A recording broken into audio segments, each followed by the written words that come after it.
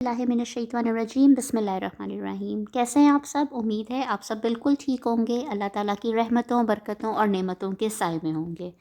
अच्छा, अब हमने क्या करना है, हम कर रहे हैं केमिस्ट्री पीबीए। इस सिलसिले में हम पार्ट 2 के प्रैक्टिकल्स कर रहे हैं। ये देखें जी, ये मॉडल पेपर आप FBISC मॉडल पेपर्स लिखें और आप यहाँ से फेडरल बोर्ड की वेबसाइट से आपके पास पूरी लिस्ट खुल जाएगी मॉडल पेपर्स की। आप क्लास 10 केमिस्ट्री का निकाल के डाउनलोड कर दें। ये इंस्ट्रक्शंस हैं, ये मैं हर दफ़ा जब भी प्रैक्टिकल करवा रही हूँ आपके साथ शेयर कर रही हूँ। पार्ट 1 का मतलब ये नहीं है कि ये 9th के प्रैक्टिकल हैं, ये पूरे जितने भी आपको नज़र आ रहे हैं ये सारे प्रैक्टिकल्स आपके क्लास 10th के हैं। पहले 4 मतलब जो प्रैक्टिकल्स हैं उनमें से 6 नंबर का सवाल आएगा और जो आखिरी 7 प्रैक्टिकल्स हैं उनमें से 4 नंबर का क्वेश्चन आएगा। ठीक है, टोटल पीबी आपका 10 मार्क्स का है, क्योंकि 10 मार्क्स का आप 9th में दे चुके हैं। अच्छा, पार्ट 2 का हम दूसरा प्रैक्टिकल आज हमने करना है। वो क्या है, वो ये कह रहे हैं कि demonstrate that the sugar decomposes into elements और अदर कंपाउंड्स। ठीक है, कि शुगर जो है वो डिकम्पोज हो जाती है किस में, एलिमेंट्स में या फिर अदर कंपाउंड्स में। तो सबसे पहले हम शुगर का फार्मूला देखते हैं। तो हमारे पास शुगर का फार्मूला है C12H22O11। अब देख लें कि इस फार्मूले से हमें क्या पता चल रहा है। हमें ये पता चल रहा है कि जो आपका शुगर है उसमें कार्बन के 12 एटम्स हैं, हाइड्रोजन के 22 एटम्स हैं, ऑक्सीजन के 11 एटम्स हैं। अदर देन कार्बन हाइड्रोजन और ऑक्सीजन के अलावा कुछ भी नहीं है जो शुगर के फार्मूले में हो। तो इसका मतलब जब ये शुगर डिकम्पोज होगी तो हमें इसके अलावा कुछ भी नहीं देगी। ठीक है, जो चीज़ें उसके फार्मूले में हैं, जो उसकी केमिकल कॉम्पोजिशन है, उसके अलावा तो कुछ और नहीं देगी। ऐसा तो नहीं है शुगर को आप डिकम्पोज करें तो आपको नाइट्रोजन मिल जाए, शुगर को आप डिकम्पोज करें तो आपको क्लोरीन मिल जाए। क्यों मिलेगी भाई? क्योंकि उसके फार्मूले में ही नहीं है। ठीक है, अच्छा, अब हमने क्या करना है, हमने सबसे पहले देखें, वेट करें, हमने सबसे पहले एक टेस्ट ट्यूब लेनी है।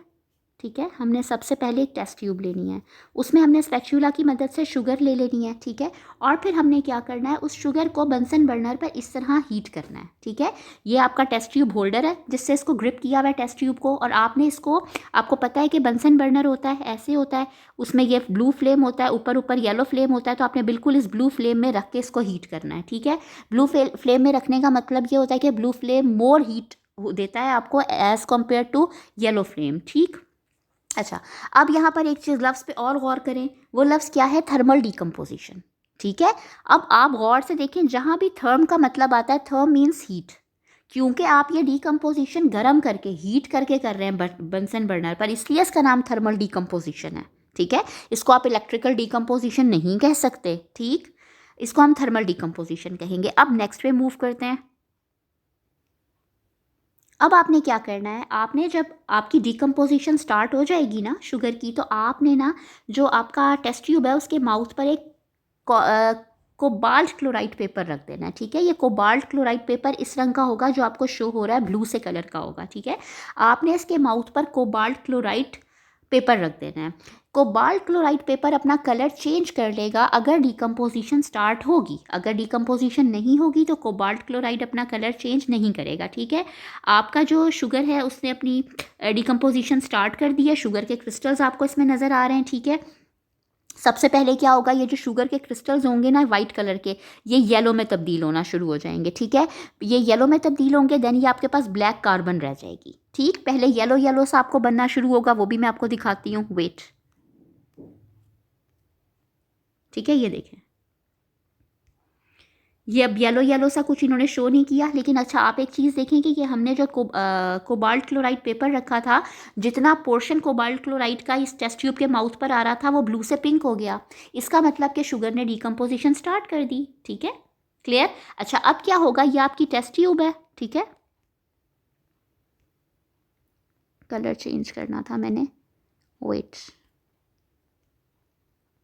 ये ब्लैक से बना लेते हैं। ये आपकी सपोज़ के टेस्ट ट्यूब है, ये आपका येलो येलो सा इसमें बनना शुरू हो गया। ठीक है, और फिर आप ये देखें कि ये जो वाइट फ्यूम्स है ना, आपको यहाँ पर वाइट फ्यूम्स, ये वाइट फ्यूम्स नज़र आएंगे। ठीक है, तो इसका मतलब ये कि आपकी डिकम्पोजिशन स्टार्ट हो गई। आप इसको मज़ीद हीट करते रहेंगे तो क्या होगा, ये जो येलो कलर है ना आपका, ये आपको कार्बन ब्लैक, बस ये ब्लैक हो जाएगा सारा और ये आपको कार्बन दे देगा। ठीक है, अब इसको देखें, नेक्स्ट पे हम देख लेते हैं। ये देखें जी, उसी तरह से जो पोर्शन उसके माउथ पे था वो पिंक ही रहा, और ये देखें जी, ये आपको ब्लैक कलर की कार्बन मिल गई।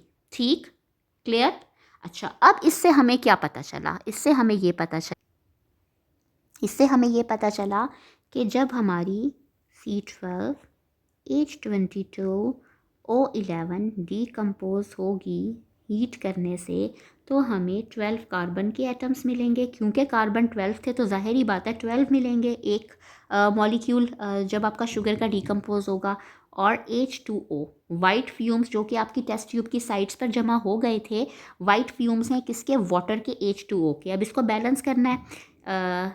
11 ऑक्सीजन थे, आपने यहाँ 11 लगाया। अब हाइड्रोजन को चेक करें, 11 टू ज़ा 22, हाइड्रोजन भी बैलेंस हो गया। ठीक है, इसका मतलब ये हो गया जब हमारा शुगर का एक मॉलिक्यूल डिकम्पोज होगा तो हमें 12 कार्बन और 11 मॉलिक्यूल्स ऑफ H2O यानी कि वाटर ये हमें दे जाएगा। ठीक, क्लियर? चलें जी। मेरा ख़्याल है इसमें मज़ीद समझने वाली कोई और बात नहीं है। अपनी अच्छी अच्छी तैयारी करें और इंशाल्लाह ताला नेक्स्ट प्रैक्टिकल मेरी कोशिश है कि मैं आज ही रिकॉर्ड करके तो अपलोड कर दूँ। ठीक है, तब तक अपना ख्याल रखिएगा। अल्लाह हाफ़िज़।